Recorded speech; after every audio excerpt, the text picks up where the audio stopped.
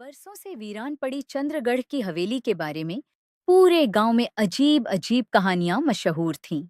लोग कहते थे कि वहां रात होते ही खिड़कियां अपने आप खुल जाती हैं, दीवारों से फुसफुसाहटें सुनाई देती हैं और कोई अनदेखा साया हर आने जाने वाले को देखता रहता है। गांव के ही एक जिज्ञासु लड़के आरव को इन बातों पर कभी यकीन नहीं हुआ। वह हमेशा सोचता, ये सब बस डराने के लिए बनाई गई कहानियां हैं। लेकिन एक दिन उसकी दादी ने उसे बताया, बेटा, उस हवेली में कोई रहस्य छुपा है, कुछ ऐसा जो आज तक कोई समझ नहीं पाया। यही सुनकर आरव के मन में उस हवेली को देखने की तीव्र इच्छा जाग उठी। रात की शुरुआत एक ठंडी, सन्नाटे भरी रात को, जब पूरा गांव सो चुका था, आरव चुपके से घर से निकल पड़ा। उसके हाथ में एक टॉर्च थी और दिल में थोड़ी घबराहट, लेकिन उससे ज्यादा उत्साह। हवेली के पास पहुंचते ही हवा अचानक तेज हो गई। पेड़ों की टहनियां अजीब तरह से हिलने लगीं, जैसे उसे रोकने की कोशिश कर रही हों।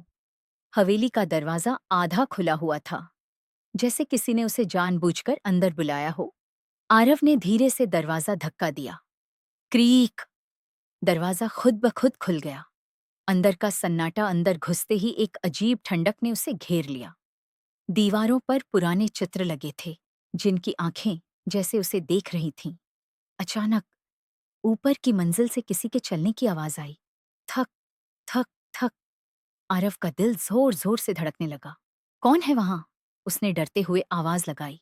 कोई जवाब नहीं आया, लेकिन कदमों की आवाज और तेज हो गई।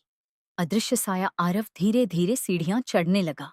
जैसे ही वह ऊपर पहुंचा, उसे एक कमरा दिखा जिसकी लाइट अपने आप जल रही थी।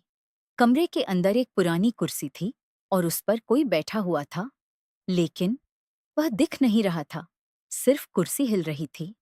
आरव ने डरते हुए पूछा, तुम कौन हो? तभी एक भारी गूंजती हुई आवाज आई, मैं इस हवेली का रक्षक हूं। आरव के पैर कांपने लगे, लेकिन उसने हिम्मत जुटाई। रक्षक? लेकिन किस चीज का?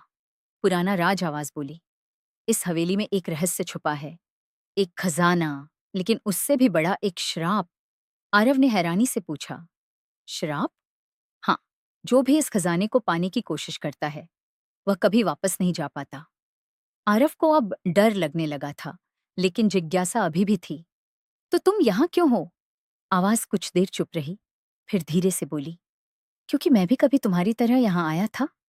सच्चाई का सामना अचानक कमरे की लाइट झपकने लगी, और तभी कुर्सी पर बैठा साया धीरे धीरे दिखने लगा।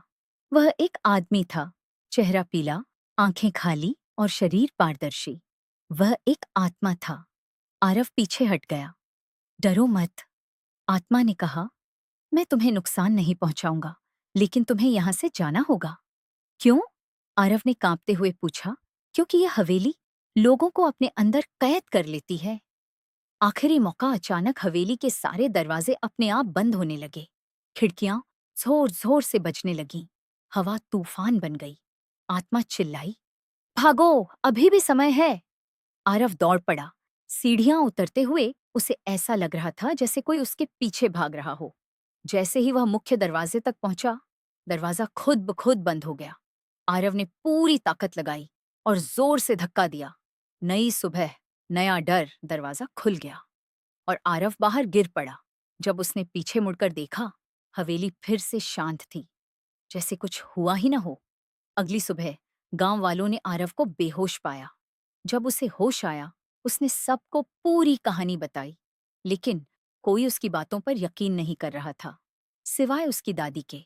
दादी ने धीरे से कहा, तुम भाग्यशाली हो, बहुत कम लोग वहां से वापस आते हैं। रहस्य अब भी जिंदा है।